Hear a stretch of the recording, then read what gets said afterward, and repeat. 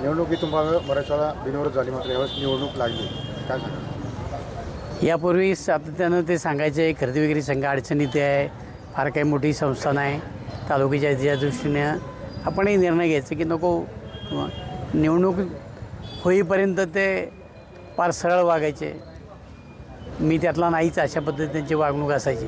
आणि निवडणूक झाली की फाणा काढायचं काम त्यांनी कायम आत्तापर्यंत केलेलं आहे. ह्या खरेदी विक्री संघाचे जे बॉयलर्स तयार केले, जी घटना तयार केली, ती त्यांना पूरक अशा पद्धतीची घटना केलेली आहे. म्हणजे वैयक्तिक याच्यामधनं 3 लोक ठेवलेले आहेत. मग ते वैयक्तिक जे सभासद आहेत त्यांनी महिलांना मतदान करायचं, ओबीसीला मतदान करायचं, भटक्या विमुक्तीला करायचं, आणि मग सातत्यानं 8-9 लोक त्याच्यामध्ये निवडून यायचे आणि मग सहज मेजॉरिटी व्हायची. आणि त्याच्याबरोबर त्यांनी खरेदी विक्री संघ आत्तापर्यंत राखण्याचं काम केलं. परंतु यांच्या या घटनेला आम्ही न्यायालयामध्ये आव्हान देतो आहे. आणि ही जी सगळी जी प्रक्रिया आहे पूर्णपणे चुकीचं आहे. आणि गेल्या 35-40 वर्षाचं संघाचं ऑडिट झालं पाहिजे या विचाराचे आम्ही आहोत. त्याच्याकरता जी कायदेशीर लढायची ते आम्ही लढणार आहोत. खरं तर इथून मागं जी बिनविरोध निवडणूक होत होती त्यावेळेस तुम्ही विरोधकांशी एकत्र येत होता. त्यावेळेस असं काय घडलं की तुम्ही बिनविरोध करू शकला? खरं म्हणजे तुम्हाला यामध्ये सांग, आत्तापर्यंतच्या गेल्या 3-4 निवडणुकीमध्ये खरेदी विक्री संघाचा दोहा म्हणून आमच्या विलास कातुरेंनी काम केलं. विलास कातुरेंचा उपयोग फक्त निवडणुकीपुरता करायचा, नंतर विलास कातुरेंना संपवायचं काम त्या ठिकाणी केलं. आत्तासुद्धा अशाच पद्धतीनं त्यांनी तो फंडा वापरला. राजाराम लोखंडे असतील, विलास कातुरे असतील, आमचे अध्यक्ष असतील, बाबा आराक्षे असतील, या सगळ्यांना मध्यस्थी घालून किंवा कुठेतरी तडजोडीचं करा, संघामध्ये निवडणूक नको अशा परीचं. पण त्यांनासुद्धा आता कळलं की समोरची माणसं फक्त आपला उपयोग करून घेतात आणि वेळ आली की बरोबर आपल्याला फसवतात. ठीक आहे, आता यांना निदान कळलं की समोरच्यावर किती विश्वास ठेवायचा.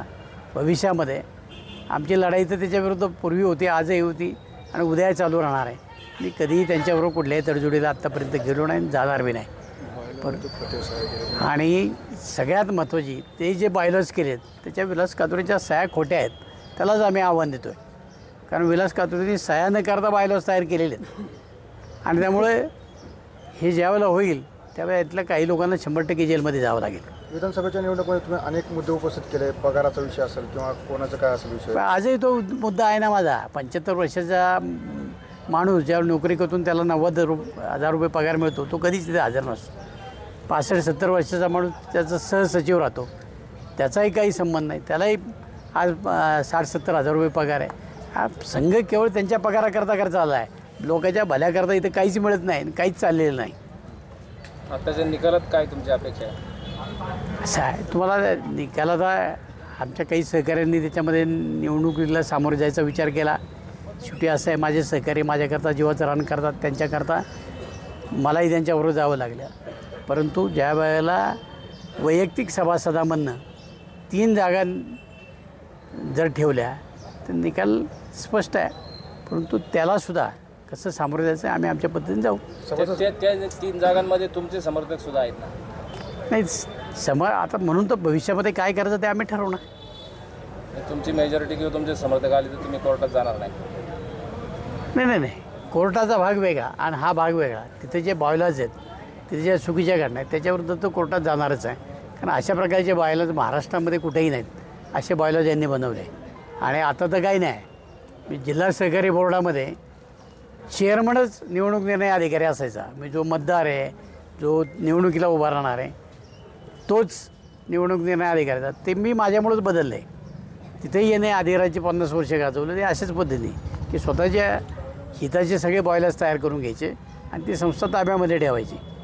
असे उघडे सामोरे जाऊ शकत नाही.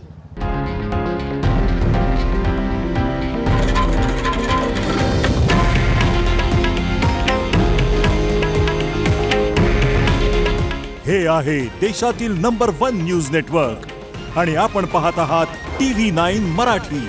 काळजी तुमची, हित महाराष्ट्राचं.